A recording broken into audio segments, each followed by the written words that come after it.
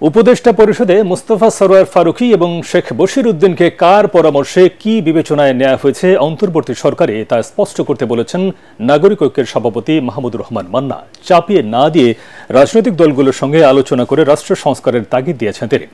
জাতীয় প্রেসক্লাবে আলোচনার সভায় বিএনপি চেয়ারপারসনের উপদেষ্টা আব্দুস সালাম বলেন, গুরুত্বপূর্ণ যে কোনো সিদ্ধান্ত সব দলের পরামর্শের ভিত্তিতেই নিতে হবে, নইলে সরকার ভুল করবে বলেও সতর্ক করেন তিনি।